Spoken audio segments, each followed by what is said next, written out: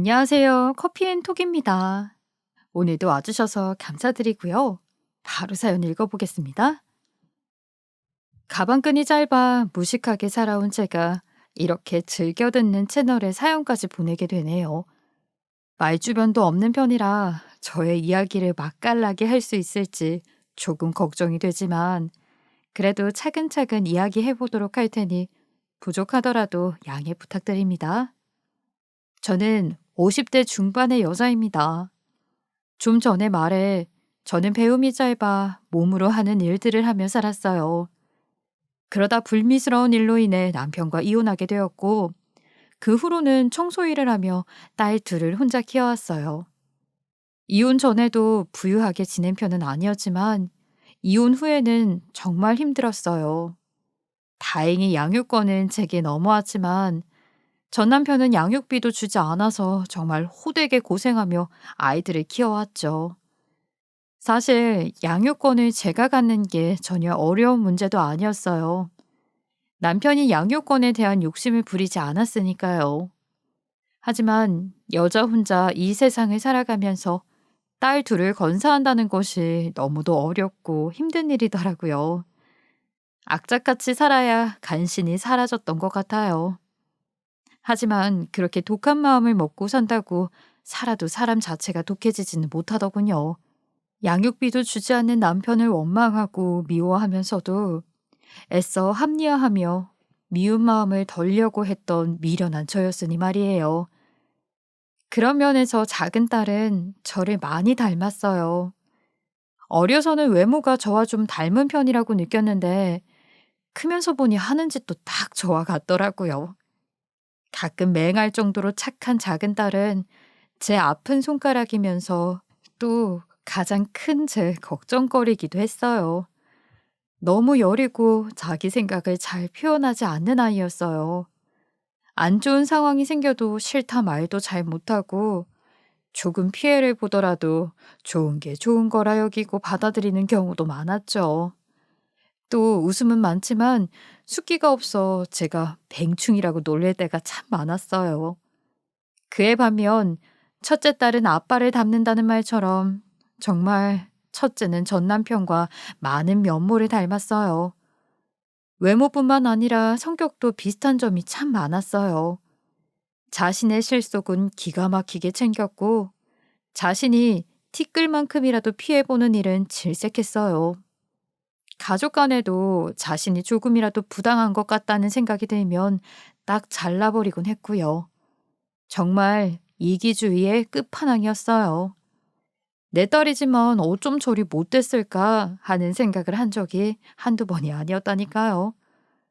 저 동생을 대할 때나 엄마인 저를 대할 때도 가끔은 정말 너무하다 싶을 때도 있을 정도였어요.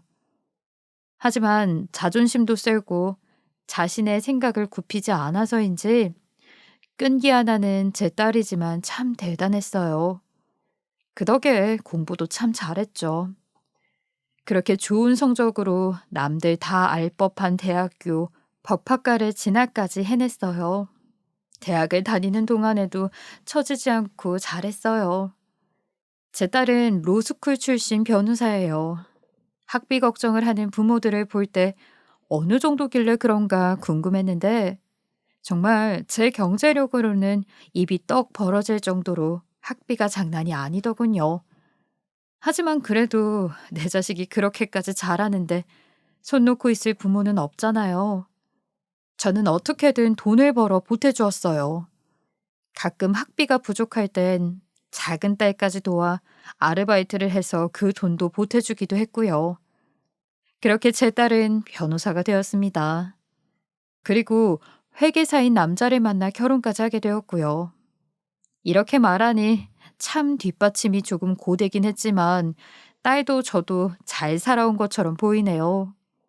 하지만 언제나 삶에는 반전이 있는 법이죠. 제게도 상상도 못한 반전이 있더군요. 저는 사실 첫째 딸이 연애 중이라는 걸 어렴풋이 알긴 했어요. 그런데 그렇게 아니라며 시치미를 떼더라고요. 뭐 그때는 쑥스러워 그런가 보다 생각했죠.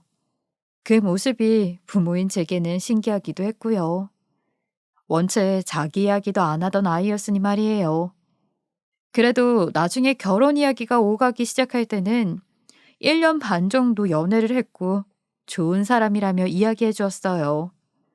저는 첫째에게서 그런 말을 직접 들으니 감회가 새롭더군요.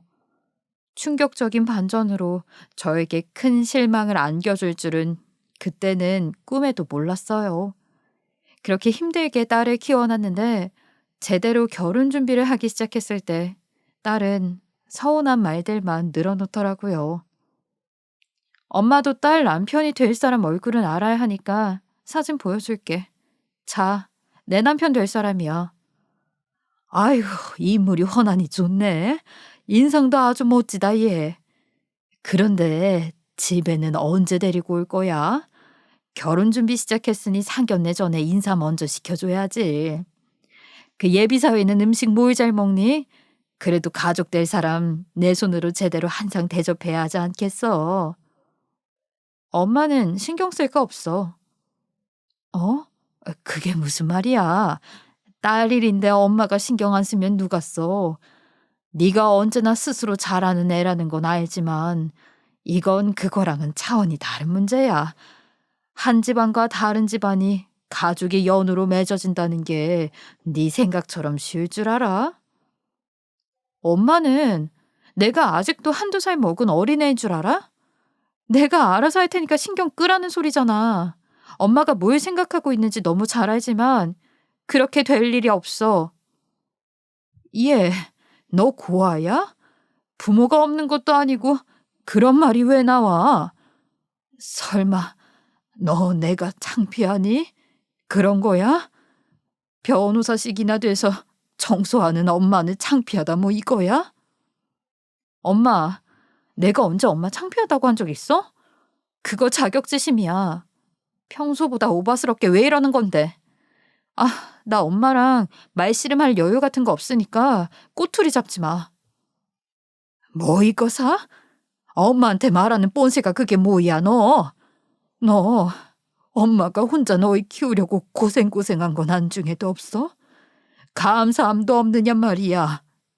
너 혼자 낳고 자란 거 아니야. 부모가 괜히 있는 게 아니라고. 아, 진짜 왜 이래. 누가 엄마 고생한 거 모른대? 한 번도 안 부리던 생색을 왜 이제 와서 부리고 그래. 그 얘긴 더 그만하고 며칠 뒤 주말에 엄마랑 아빠 모셔두고 드릴 말씀이 있어. 아무리 두 분 사이가 안 좋다고 해도 딸 결혼식 때문에 모이는 자리인데 불편하다고 안 나오지 말고요. 알겠지? 평소에도 말하는 투가 부드럽지는 않은 딸이지만 이날은 유독 서로 날이 섰던 것 같아요. 딸의 말 한마디 한마디가 제 마음에 콕콕 박히는 것 같았거든요. 평소 자식에게 느끼는 감정 중에 작은 딸에게 느끼는 사랑스럽다는 감정보다는 아무래도 맞이기도 하고 똑부러지는 모습에 듬직하다는 느낌이 더 강한 첫째였기에 딸의 말들이 그렇게 와닿았고 그만큼 더 서운했던 거죠. 사이가 안 좋은 상황으로 이혼하게 된 전 남편과 함께 마주하는 자리를 마련한다는 말도 마음에 들지 않았고요.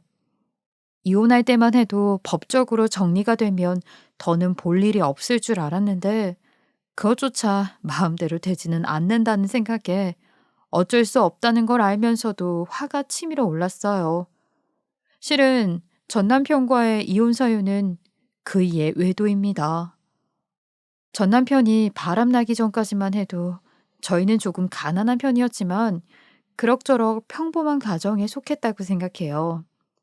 한 달살이 하는 집안이었지만 그래도 나름 화목할 때도 있고 아이들 웃음소리도 꽤 울려 퍼졌어요. 하지만 전 남편이 바람난 순간 산산이 부서져 버렸어요. 전 남편은 몰래 바람을 피다 걸린 것도 아니고 저와 아이들이 보든 말든 신경도 쓰지 않더라고요. 물론 처음부터 대놓고 불륜을 저지르는 건 아니었습니다. 처음 집에 데려왔을 때만 해도 큰 신세를 진 분이라고 소개를 했었거든요. 하지만 꼬리가 길면 밟히는 법이잖아요. 전 남편은 겁도 없이 낮에도 불륜녀와 집을 들락날락거리다 지저분한 행각을 제게 걸렸어요. 그 후로는 이판사판이라는 생각을 한 건지 뻔뻔스럽게도 굴더라고요. 저는 당연히 시댁에 찾아가 시부모님께 남편의 그런 행각을 낱낱이 털어놓았어요. 시아버지가 젊었을 적 바람을 피다 걸린 적이 있던 터라 시어머니가 그 부분에서는 많이 예민하셨기 때문에 시부모님의 도움을 통해서라도 남편이 다시 정신을 차리길 바라고 찾아갔던 거예요. 하지만 팔은 안으로 굽는다고 하잖아요. 시부모님은 저더러 가장으로서 부담을 느끼게 제가 처신을 했으니 바람이 나는 것 아니겠냐며 얼마나 못났으면 그 올곧은 아들이 다른 여자에게라도 기대려고 했겠냐고 저를 타박하시는 거예요. 저는 그런 시부모님의 말을 이해할 수 없었어요. 어떤 이유에서든 정당화될 수 없는 것 아닌가요? 저는 시어머니의 그 말이 꼭 남편이 남편 역할을 충실히 이행하지 못하니 저 역시 바람이 나도 괜찮은 거라는 소리로 들리더라고요. 이게 무슨 콩가루 집안인가 싶었어요. 내 아이들이 크면서 수도 없이 남편의 불륜 행각을 보게 될지도 모르는데 그걸 제 탓으로 돌린다는 게 용납이 되지 않았어요. 그런데 이 일이 있고 얼마 뒤 둘째가 보지 말아야 하는 장면을 보고 말았고 어린 마음에 제게 울면서 털어놓더군요. 그때 이혼을 결심하게 되었던 거예요. 다행히 자라면서 그날의 일을 잊은 듯 하더군요. 이혼 후에도 참 많은 일이 있었어요. 전 남편은 이혼 후 얼마 뒤 집까지 들이던 불륜녀와 헤어지고 자신을 받아달라며 애원했다가 또 한동안 찾아오지 않았다가 또 헤어지면 찾아왔다가를 반복했어요. 그러고는 결국 우리 가정을 파탄낸 첫 불륜녀와 다시 만났고 그 후로 더는 찾아오지 않았죠. 아이들에게는 전 남편의 부재를 일 핑계로 둘러댔고 나중에 좀 더 큰 후에 이혼 사실을 알렸었죠. 천류는 끊을 수 없다는 말처럼 성인이 된 후 첫째는 자연스럽게 전 남편과 연락을 주고받는 사이까지 되었더군요. 딸까지 전 남편과 연은 끊으라고 할 수는 없으니 신경 쓰진 않았어요. 첫째도 눈치껏 전 남편의 이야기를 잘 꺼내지 않았죠. 그런데 지독히도 싫은 전 남편과의 만남이 있을 그날 하루 전 딸아이가 전 남편에 관한 이야기를 짧게 하더군요. 제가 당황스러워할까봐 자기 딴에는 배려를 한 것 같았어요. 전 남편과 만나는 자리에 그 사람의 상간녀도 함께 나올지도 모른다는 말이었죠. 그 말을 듣는데 너무 화가 나는 거예요. 아무리 몰상식한 인간들이라고는 하지만 어떻게 제가 버젓이 있는데 상간녀가 나올 수 있나 싶었고 저를 무시하는 것만 같았어요. 저는 그런 말을 하는 딸도 너무나 미웠죠. 그래서 나가지 않겠다고 화를 내버렸어요. 그런데 딸이 새로운 인생에 도전할 준비를 하고 있는 중인데 그걸 부모가 돼서 그르칠 셈이냐고 따져 묻더군요.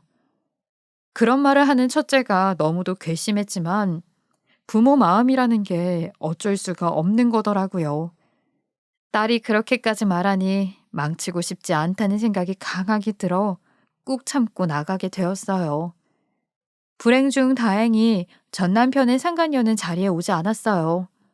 그것만으로도 조금은 안도하고 있는데 그런 저를 비웃기라도 하듯 큰딸은 청천벽력 같은 소리를 아무렇지도 않게 하더군요. 고심 끝에 내린 제 결정이니 따라주시길 바라요. 찬반 토론이나 하자고 마련한 자리가 아니니 그런 의견은 지양해 주셨으면 하고요. 저 상견례 자리는 물론 예식 때 혼주석도 아빠와 아줌마가 앉아주세요. 죄송해요, 엄마. 이게 제 결정입니다. 그게 무슨 내가 이렇게 멀쩡히 살아있는데 그게 말이 되는 소리야? 너 정말 끝까지. 아, 왜 발끈하고 그래? 당신 머리가 있으면 좀 생각을 하고 살아. 이러니 내가 당신이랑 갈라선 거야, 알아? 우리 딸 선택은 당연히 자신을 위해서 옳은 선택이지. 당신 같으면 변호사식이나 돼서 청소부 엄마를 부모로 뒀다고 말하는 게 맞아? 어디 내놔도 창피한 부모가 부모냐 이 말이야. 딸을 위해서라도 겸허히 받아들어. 우리 딸 망신 줄 생각 아니면 쥐 죽은 듯이 살라고. 그런 말이 어딨어. 내가 이 일로 이만큼 키웠어. 당신은 발언권 따위는 없다고. 양육비 한 번을 안 보내본 사람이 아빠랍시고 이 자리에 있는 것도 소름 끼치는 걸 간신히 참고 있으니까 그 주둥아리 함부로 놀리지 마. 아빠 말이 맞아. 나를 위해서 받아들여줘. 청소부 엄마보단 돈 많은 전문직 엄마가 나은 건 사실이잖아? 비련의 여주인공처럼 열악한 환경 속에서 굳굳이 노력해서 성공했다는 모습은 메리트가 없어. 창피할 뿐이라고. 너, 너 어떻게 그런 말을 얼굴색 하나 안 변하고 할 수 있어? 그럼 너 여태 날 창피하게 여기면서 살았던 거야? 죽을 등 살 등 일해서 키워줬더니 이렇게 엄마 뒤통수를 쳐? 너 네가 어떻게 나한테 이럴 수 있어? 끝까지 책임지고 품은 부모를 어떻게 이렇게 내칠 수 있어, 이 독한 거사. 어쩔 수 없잖아. 이혼 가정이라고 하면 내가 쌓아온 이미지가 한순간에 무너지는 거야. 그런데 거기다 나를 이날 이때껏 키워준 내 엄마가 청소일이나 하는 사람이란 걸 상대 부모가 알아봐. 얼마나 나를 무시하겠냐고. 난 죽어도 싫어. 그런 대우받는 건 죽어도 싫다고. 그러니까 엄마가 그냥 딸 하나 없는 셈 치고 살아. 이 기집애야. 너 그걸 엄마한테 할 소리야? 그럼 난 이런 대우나 받으려고 내 온 정성 쏟아가며 널 이만큼 키운 줄 알아? 어떻게 이렇게 모진 말을 아무렇지 않게 해? 어떻게? 어차피 다시 엎을 수도 없어. 이미 시댁엔 아빠 상간녀가 친엄마인 줄 아니까 평생 입 조심하세요. 사기 결혼으로 딸내미 고소당하는 꼴 보고 싶은 거 아니면 어떻게 제가 이런 일이 일어날 수 있나 싶었어요. 힘들게 키운 자식이 혼주석에 전 남편과 전 남편의 상간녀를 엄마랍시고 앉히겠다고 하는데 정말 하늘이 무너지는 것만 같았습니다. 저는 전 남편의 상간녀가 누군 줄도 모르고 있었어요. 알고 싶지도 않았고 알려고 하지도 않았었죠. 전 남편의 언더리가 나는 행동들 때문에 너무 질려서요. 그냥 딸이 가볍게 이야기했던 걸 듣기로는 돈 많은 전문직을 가진 여자라고만 했어요. 더는 제가 묻지도 딸이 더 언급하지도 않았고요. 물론 속으론 그 거지 같은 놈이 어떻게 돈 많은 여자를 만났지 하는 생각을 한 적도 있어요. 하지만 그뿐이었어요. 관심도 없었으니까요. 그런데 어떻게 결혼할 예비 시댁과 예비 사위까지 제 정체를 아는 사람이 없을 수 있는 건가요? 전 남편이 있는 앞에서 어떻게 그런 말을 아무렇지 않게 하며 저를 업신여길 수 있느냔 말이에요. 제 가슴에 비수를, 그것도 대못을 박았어요. 저는 그 자리에서 더는 있고 싶지 않아 박차고 나와 집으로 돌아갔어요. 집으로 돌아가는 길에야 눈물샘이 고장이라도 난 듯 눈물이 펑펑 쏟아져 내렸죠. 집에 도착해서 보니 작은 딸이 일찍 끝났는지 집에 와서 쉬고 있더군요. 작은 딸은 울고 있는 저를 보더니 놀라 물었고 저는 모든 상황을 작은 딸에게 털어놓았어요. 그런데 딱 마지막 말을 마쳤을 때 하필이면 큰애가 집으로 들어왔고 작은 딸은 큰딸에게 무작정 돌진해 머리채를 잡으며 저를 대신해 난리를 쳐줬어요. 네가 사람이야? 네가 사람이냐고. 엄마가 우리를 위해 얼마나 많은 걸 희생했는지 뻔히 다 알면서 어떻게 이래? 언니라는 것이 본보기를 이따위로 보여줘? 그런 파렴치한 짓을 해놓고 여기가 어디라고 기어들어와. 이 배은망덕한 페류나야. 야, 이거 안 나? 나 아프다고. 이게 왜 이래? 머리채 좀 잡힌 게 그렇게 아프냐? 어? 엄마 가슴 문드러지는 건 아랑곳 안 하면서 이게 그렇게도 아프냐고. 아빠가 언제 부모 노릇했다고 혼주석에 그 썩어 빠진 연놈들을 앉혀. 내 결혼식이야, 내 결혼식. 내 인생 네가 대신 살아줘? 아니면 엄마가 대신 살아주냐? 내가 살아가야 하잖아. 그래서 내가 내 마음대로 선택하겠다는데 왜 이 난린데. 어차피 엄마나 너나 내 결혼식엔 발도 못 들여. 그러니까 신경 좀 끄라고 제발. 이게 하나뿐인 언니라고. 그동안 내 시간이며 돈이며 투자했던 걸 생각하면 아까워 죽겠어. 평생 우리한테 감사함을 느끼지 못할 망정. 네 인생이니까 신경 꺼. 그래, 사기 결혼이나 하는 주제에 은혜도 모르고 가족 배신한 금수만도 못한 네가 얼마나 잘 사는지 어디 한번 두고 보자고. 엄마랑 내 집에서 당장 나가. 안 그래도 나도 여기서 더는 살 생각 없거든. 누구니 거지 같은 집 나가면 갈 곳도 없는 줄 아나? 그런 것도 준비 안 해놓고 질렀을까 봐. 엄마는 너나 이 좁아 터진 집에서 잘 지내보던가. 그 뒤로 첫째 딸은 집을 나갔고 정말 저와 작은 딸은 큰 딸의 결혼식도 참석을 하지 못했어요. 어디서 언제 하는지조차 알지 못했으니까요. 물론 작은 딸이 물어물어 알아보았다면 알 수도 있었겠지만 내게 그렇게 행동한 큰딸에 대한 실망감이 큰 작은 딸은 앞으로는 언니 따위 없다고 여기며 살 테니 저도 큰딸을 잊고 살라며 딱 선을 그어버리더라고요. 그리고 설령 큰딸의 결혼식 날짜와 장소를 안다고 해도 제가 아닌 전 남편의 상간녀가 혼주석에 앉아있는 꼴은 죽어도 못 봤을 거예요.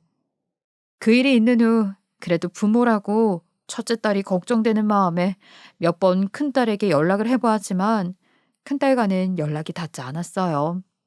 결국 3년이라는 긴 시간 동안 큰딸과는 완전히 영까지 끊고 살게 되었어요.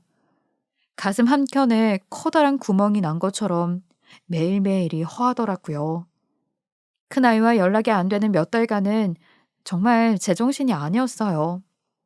아무리 다 큰 성인이라고 해도 그렇게 안 좋게 헤어지게 되었으니 늘 마음에 걸리고 걱정되어 시련의 깊이가 참 깊었죠.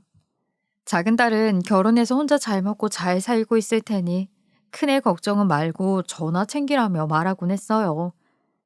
큰애와 연락이 끊긴 뒤로 제가 살이 너무 많이 빠졌었거든요. 그래서 제 건강에 대한 염려가 컸던 거예요. 저는 작은 딸의 뚱하지만 살뜰한 챙김 덕에 서서히 다시 원래의 컨디션을 회복할 수 있었어요. 작은 딸 덕에 기운을 차린 뒤 과거에 얽매이지 말고 어디서 잘 지내고 있으려니 생각하고 나를 챙기자는 마음이 생기게 되었어요. 그 마음을 먹는 데까지 2년 반이 걸렸네요. 생각을 달리하기 시작한 뒤로는 일을 늘려 열심히 일만 하며 지냈어요. 잡생각이라도 하면 한없이 우울해지는 날이 생겨 그것에서 벗어나기 위한 하나의 몸부림이었던 거죠. 머리로는 괜찮다고 하지만 자식을 등지고 살게 된 부모 심경은 아무리 긴 시간이 흘러도 전 같지는 않으니까요. 생각을 달리했다고 해서 마음까지 채워지는 건 아니잖아요. 그저 묻어두고 살아가는 거죠. 그렇게 비슷한 하루하루를 보내며 지내던 어느 날 뜻밖의 연락이 왔어요. 바로 제 첫째 딸에게 연락이 온 겁니다. 큰딸은 무려 3년 만에 연락해서는 출산을 했다며 산후조리를 해달라고 부탁하더군요. 참 부모 마음이라는 게 신기하더라고요. 그렇게 사무쳤지만 미웠고 원망스럽던 딸. 그런 딸이 저와 연까지 끊고 자신의 인생을 살겠다며 뒤도 돌아보지 않은 채 미련 없이 떠났는데 그런 딸의 출산 소식이 어찌나 가슴이 찡하던지 모릅니다.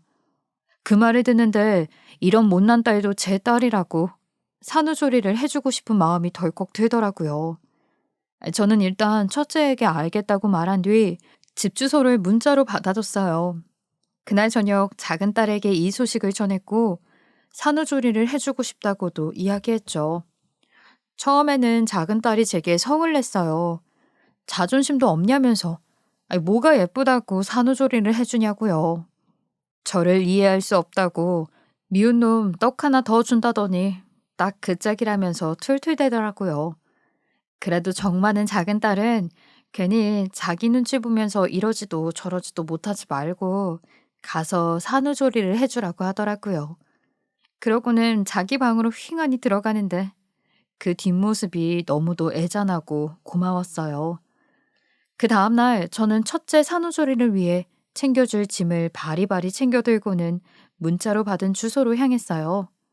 그런데 딸의 집에 가게 되어 딸 집에 걸려있는 결혼식 때 찍은 가족 사진을 본 순간 기야말 광경을 보고 말았습니다. 바로 전 남편의 상간녀가 제 딸 로펌 회사의 대표였던 거예요. 전 남편 상간녀의 이야기는 위에서 말한 것처럼 딸에게 대충 흘려듣듯이 들은 게 전부였고, 변호사라는 직접적인 이야기는 들은 적이 없었어요. 그리고 전 남편과 불륜을 했을 당시 그 여자와 딱 한 번 마주쳤을 때, 그때도 얼굴을 자세히 본 게 아니라 스치듯 보았어요. 그러니 그 여자의 얼굴이 지금까지 생각이 날 리는 없죠. 안다고 해도 가물가물했고요. 그런데 전 남편의 상간녀가 딸의 직장 상사, 그것도 대표라니요? 저는 결혼 사진을 보고 너무 놀라 입을 다물지 못했어요. 제가 딸의 로펌 회사 대표 얼굴을 알고 있던 이유는 제 딸이 꼭 입사하고 싶던 회사였던 터라, 딸이 입사 후에 로펌 회사 홈페이지를 들어가 본 적이 있었어요. 어떤 회사길래 얘가 이렇게도 목을 맬까 싶었거든요. 그때 대표 변호사라고 소개글과 사진이 나와 있었어요. 그런데 그 홈페이지 속 여자가 전 남편의 상간녀이자 현 마누라였던 겁니다. 저는 또 한 번 딸에게 배신감이 들었어요. 말로 설명하기 어려운 감정을 애써 누르며 딸에게 물었죠. 아니, 네, 네 회사 대표가 너희 아빠 상간녀였어? 넌 도대체 언제부터 알고 있던 거야?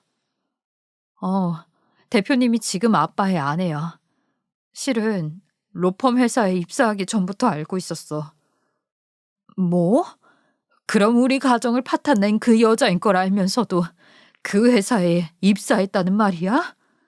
너 정말 도대체 무슨 생각으로 사는 거야? 얼마나 더 내가 너한테 실망할 게 남은 거니? 어?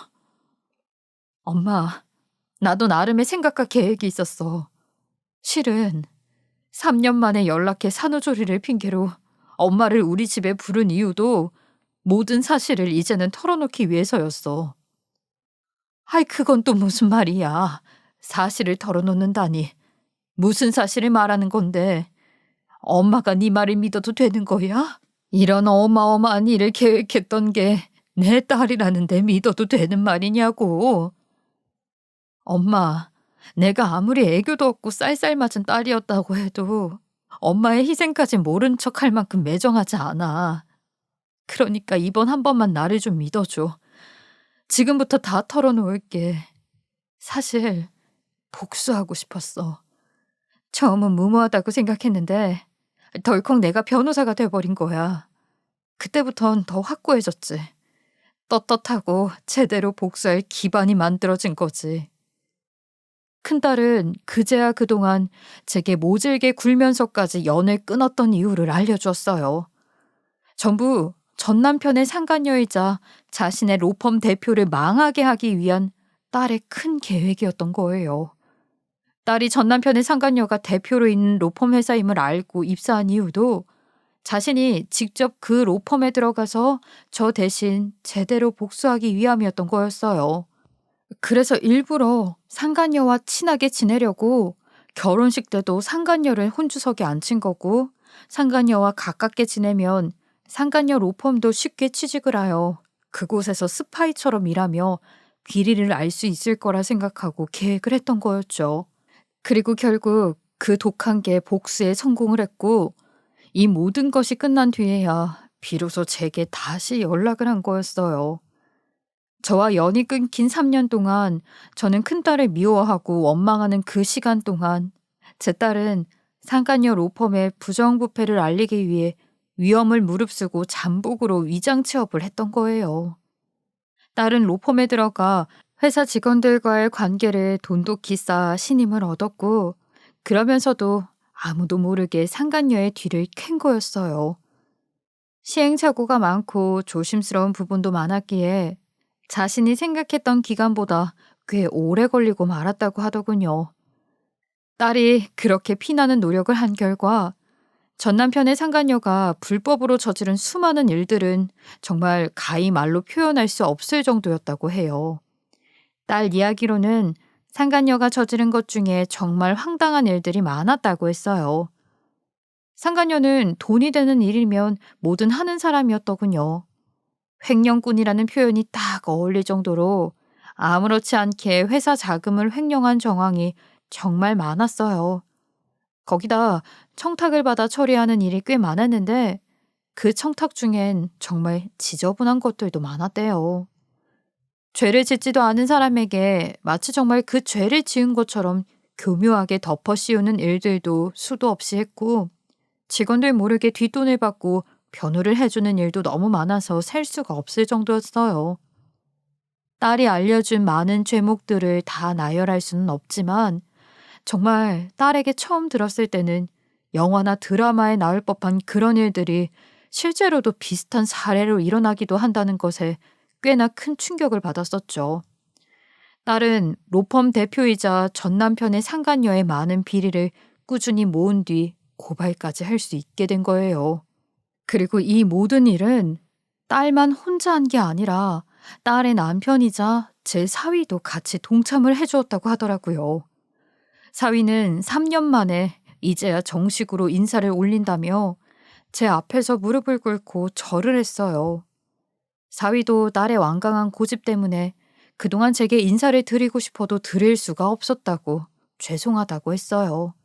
본인이라도 저를 찾아왔어야 했는데 그러질 못했다고, 저를 볼 면목이 없다고 하더라고요. 저는 그런 사위를 일으키며 괜찮다고 했어요. 게다가 더 고마웠던 건 사위의 부모님인 사돈 어르신들이 친엄마가 저라는 걸 이미 다 알고 계신데요. 제가 청소부인 것도 다 알고 계시고 딸이 지금 복수를 위해 독하게 연을 끊고 있는 것도 다 알고 계신다고 하더군요.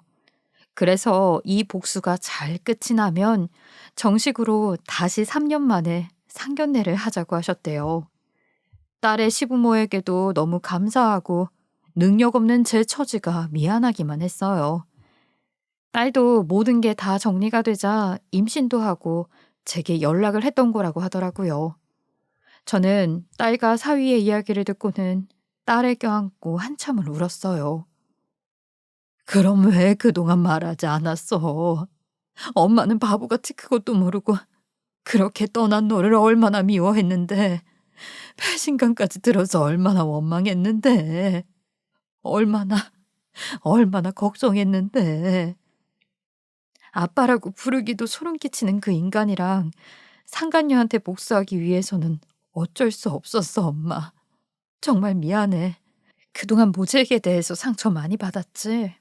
내 마음은 그렇지 않았는데 내가 복수를 하려는 마음을 가졌다는 걸 엄마가 알면 엄마가 당연히 하지 말라고 말릴까 봐 달리 방법이 없었어.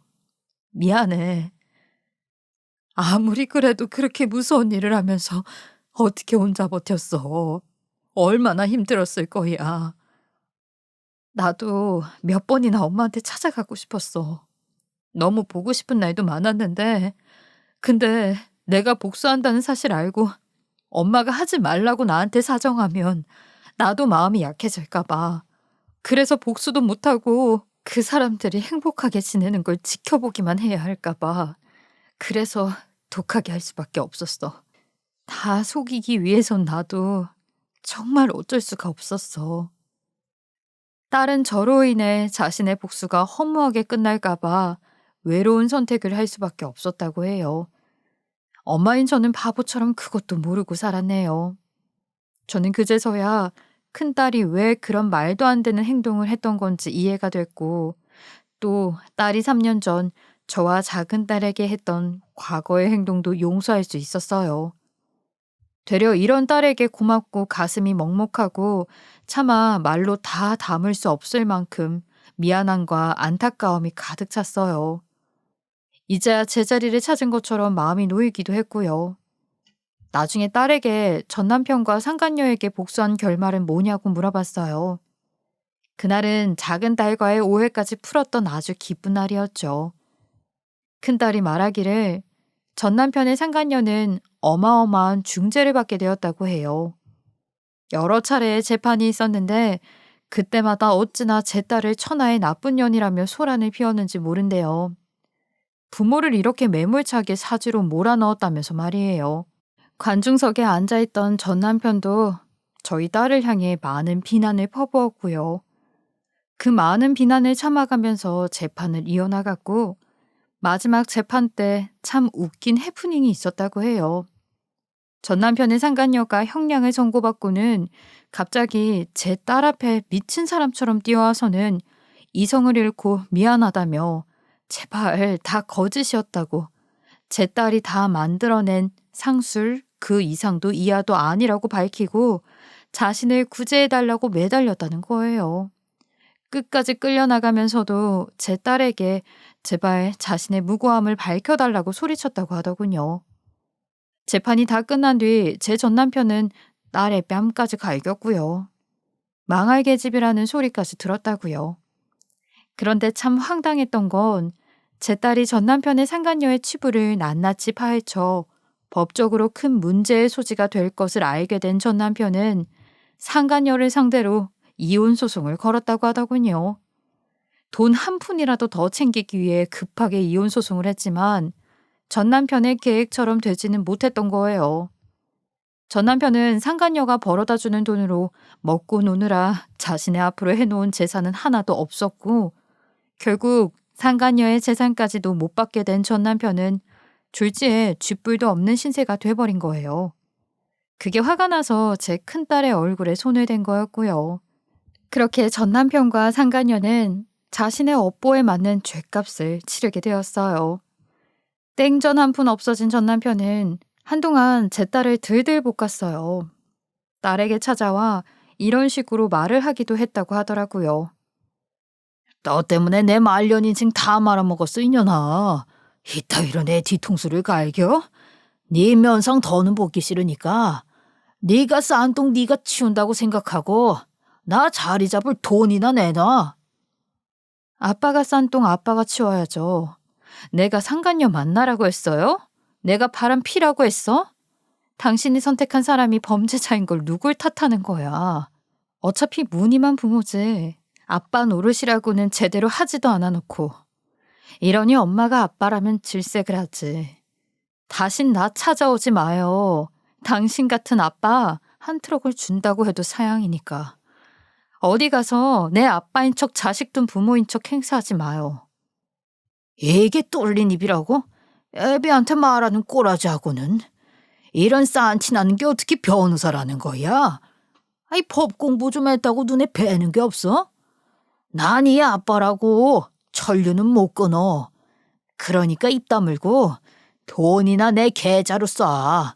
안 그럼 가만 안 둘 테니까. 나 변호사야. 지금 당신이 하는 말 다 녹음했고 상간녀 당한 거 두 눈으로 보셨잖아요. 뭔가 느끼는 바가 없으세요? 협박은 저한테 안 통해요. 그러니까 법조인한테 그따위 가소로운 협박하지 마세요. 재미없어. 다신 찾아오지도 마시고요. 당신 인생이 망했든 말든 내가 알 바 아니거든. 딸의 통쾌한 말솜씨 덕에 전 남편은 겁을 먹었는지 딸에게 더러워서 네 돈은 안 받는다며 바닥에 침을 뱉고는 돌아갔다고 해요. 그 후로 한동안은 전 남편이 딸에게 해코지라도 할까 싶어 사위가 딸의 보디가드가 돼서 열심히 챙겨주었다고 하고요. 다행히 그날 이후 전 남편은 더는 딸을 괴롭히지 않았다고 해요. 저와 작은 딸과는 어차피 티끌만큼의 왕래나 연락조차도 없었던 터라 전 남편의 소식은 전무하고 우리 딸의 복수가 잘 해결된 후 하나 더 해결해야 할 일이 남아 있었어요. 바로 제 큰딸의 시댁과의 일이었죠. 3년 만에 처음 만나 상견례를 하게 되었는데 처음 막 들어갔을 때 공간을 에워싼 그 무거운 공기에 숨이 턱 막혔어요. 하지만 제게 먼저 인사를 건네준 분은 다름 아닌 안사돈이었어요.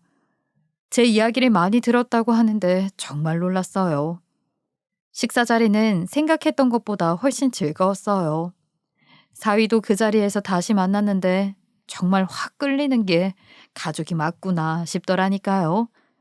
사돈들은 그동안 부모인 저를 대신해 제 딸을 정말 많이 챙겨주었고 부모 역할을 대신 해주었다고 하더라고요. 어떻게 만난 지 얼마 안 된 며느리를 이렇게까지 자식처럼 챙겨주실 수 있나 감사할 따름이었어요. 이야기를 나누다 보니 참 인성이 된 분들이시더라고요. 그러니 제 딸을 이리도 아껴주며 같이 복수에 협조를 해주셨던 거겠죠. 안사돈이 말하길 전 남편의 상간녀와 상견례 때 결혼식 때 딱 2번 만났는데 그때 만났을 때도 자기가 변호사라고 어찌나 으스대며 가진 잘난 척이며 사람을 무시하던지 싹수가 노란 걸 눈치채고 있었대요. 그러면서 그동안 제가 얼마나 마음고생이 심했겠냐고 되려 저를 위로해 주시더라고요. 저 또한 그 위로에 감동을 해 이제야 안사돈의 손을 덥석 잡으며 진짜 가족을 만나게 되었으니 잘 지내보자고 하였어요. 집에 가기 전에 사진도 찍고 연락처도 주고받으며 훈훈하게 상견례는 마무리가 되었죠. 제 딸을 온전히 믿어주는 가족이 더 생겨서 든든하기도 하고요. 이 일이 있는지 벌써 꽤 오랜 시간이 흘렀네요. 제 손주가 벌써 10개월에 접어들었으니 말이에요. 사돈댁과 제대로 인사를 나누고 장모님 소리를 들은 지도 벌써 그렇게 됐고요. 요즘은 어딜 가도 사위 자랑, 손주 자랑하느라 입이 쉬질 않아요. 해도 해도 끝이 없는 게 손주 자랑이라더니 정말 그 말이 딱 맞다 싶네요. 저희 작은 딸도 조카 보는 낙에 살고 있어요. 월급 받으면 조카 선물 사는데 다 쓰다 보니 큰딸이 작은딸을 막 혼내더라고요. 티격태격하는 2자매의 모습을 보고 있으면 그저 행복하기만 합니다. 딸이 워낙 바쁘니 저와 안사돈이 번갈아 아이를 봐주고 있어요. 저는 남편 복은 없었어도 자식 복은 차고 넘쳐 자식 농사에 성공한 덕에 지금은 좀 여유로운 마음으로 일도 하고 손주도 돌보면서 그렇게 지내고 있습니다. 싹싹한 사위를 둔 덕에 없던 아들까지 생겨 매일이 다복한 날들의 연속이고요. 느지막이 이렇게 사람 사는 것답게 사니까 더할 나위 없이 행복한 것 같아요. 비록 남은 작은 딸도 시집을 가면 혼자 지내게 되겠지만 그래도 외롭지 않을 것 같다는 생각이 들어요. 헌신과 희생이라는 단어가 이혼했을 때 당시에는 큰 짐이고 마냥 무겁게만 느껴졌는데 돌이켜보니 저만 헌신과 희생을 한 것은 아니더군요. 우리 아이들도 저를 위해 헌신했고 또 우리 세 식구 모두를 위해 희생하면서 그렇게 잘 지내주었기에 지금 이렇게 화목할 수 있는 것 아닌가 싶어요.